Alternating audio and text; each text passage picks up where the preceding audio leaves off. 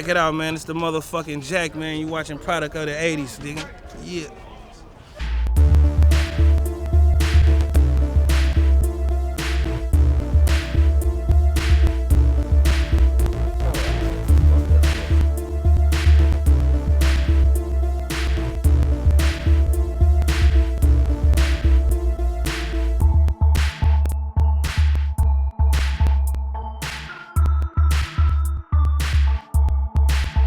Check it out, man. It's the Jack, you know what I'm saying? The J.A., man, out that mob.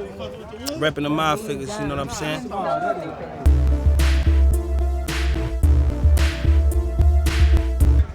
In the 80s, I lived in the, I'm an 80s baby. I lived in Oakland. I lived in Oakland during the 80s, man, so. Most thing I remember about it is the economy being hella bad. It was hella poor. It was poor and it was crack dealers crack dealing, man. You know what I mean? That's the most thing I remember about the 80s, man. That was the drug. It's just like how niggas is on sipping lean and popping pills and shit. It's just how that was back then. Crack was like the new young, all the young motherfuckers was on it.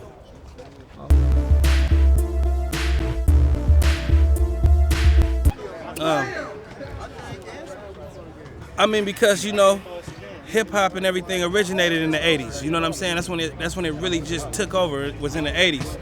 And there was a lot of like fly shit that get overlooked that happened in the 80s that motherfuckers don't see today. You know what I'm saying?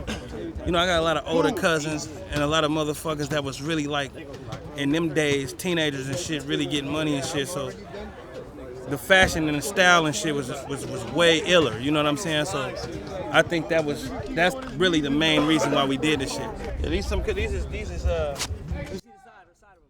is Macintoshes right here. These is tennis joints, man. You know what I mean?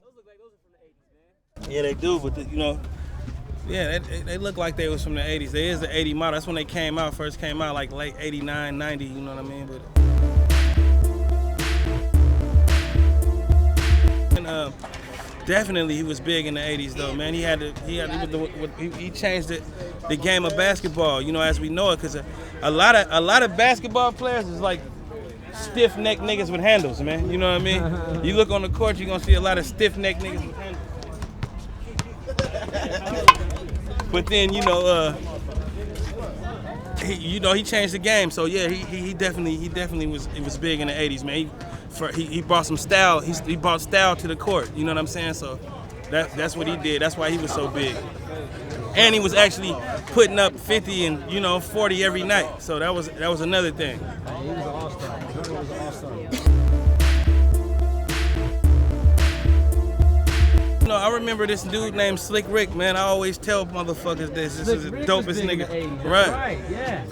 Him, Special Ed, motherfucking MC Light and shit like that. He did that. My most inspiring song from him was Hey Young World, though. Young World, the Young World song. That was on Slick Rick's Greatest Adventures, man, you know, because he was talking to the youth, and I was a kid at that time, so it definitely hit me, you know.